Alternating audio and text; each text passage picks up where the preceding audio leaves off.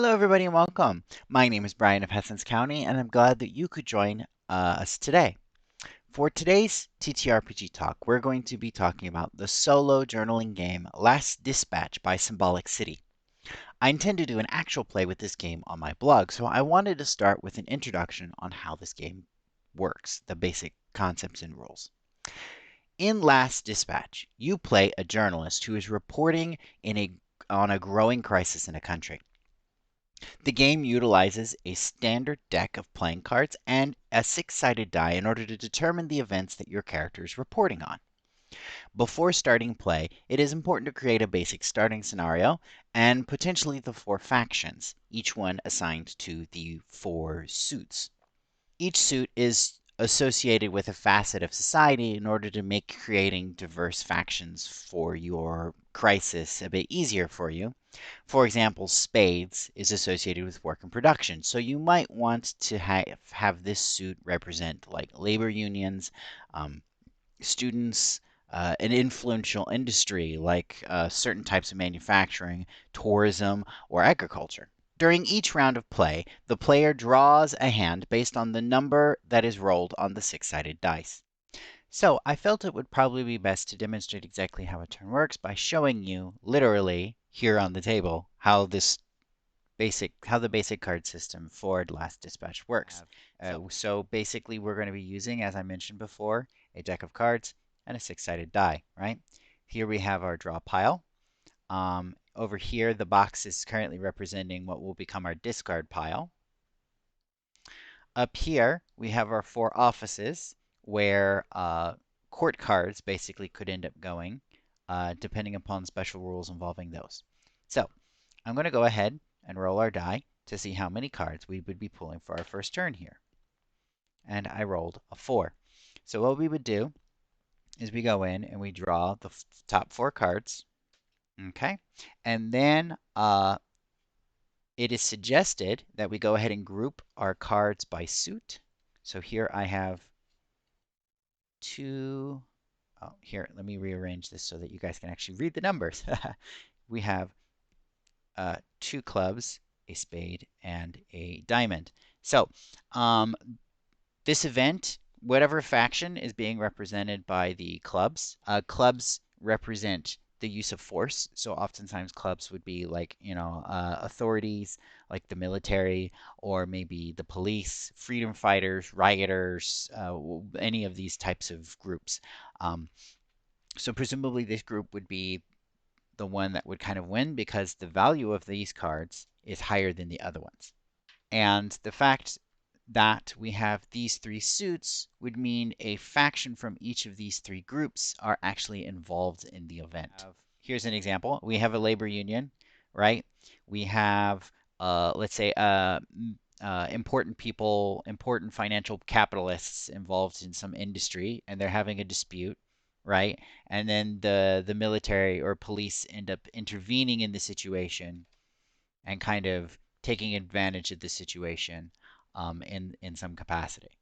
Once we've completed and figured out how exactly the play is going to go, how the event is going to go, once that's sort of been role played out, then we have a choice. Um, Basically, what we will do is we will choose one card from each of the suits. So in this case, for example, let's say we choose the 5, the 3, because those are the only ones from those suits, and let's say this 2, right? Or rather the 9. Let's do the 9. Then what we'll choose is if one of these was a face card, like a court card, like let's say a king or a queen, then we could put them up here by promoting it. However, we don't have any of those. We can't promote any of these cards. So instead, what we would do is we would choose one of these and place it in a rescue pile, which that rescue pile will then recharge our draw pile once we've used all of these cards. Whoops. So for example, let's say I take the 9. Let's rescue the 9, right? Then these two cards would go into our discard pile. And anything that's left in our hand, so we remember we still have this two of clubs in our hand, will also go into the rescue pile. This looks like it might be a short game, but it really isn't a short game. This game is going to take probably, I would estimate that even if you're rolling pretty high, this is still a game that's probably going to take you at least 20 turns, because of instances where you're going to have uh, extra cards left over that are going to be going into your rescue pile and then going back through again. So all in all, I would estimate that this game would probably take between like 25 to 30 turns potentially to resolve, depending upon how many what your dice results are going to end up being. The game ends when there are not enough cards in the draw pile in order to make a hand. This indicates that the final collapse of the nation has occurred, and the player is encouraged to write a final dispatch that kind of predicts what might come next based on events and special cards that may have come up during play. As I just mentioned, certain cards do have special rules. For example, kings and queens may be promoted into a special office pile in order to create the important figures or leaders that might exist in a faction that were involved in that round's event. Meanwhile, a jack or a knave can bring down and replace an existing leader. Aces can also be promoted in order to create an important exclusive. This would be something that, like, someone else's, the other agencies might have been misreporting or had missed that you have special access to for some important reason. I personally find this game to be quite fascinating. While the game does suggest that you're intended to like role play like a foreign correspondent, presumably in order to create the illusion that this journalist character is somehow representing a neutral party, I guess.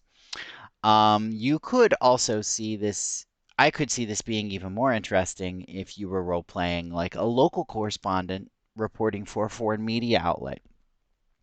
It could be quite interesting to think about alternative ways that the events could have been interpreted by other outlets who might be, or reporters who might be less informed about the past or have an axe to grind, and inject elements of sort of correcting the record into your own dispatch while you write them.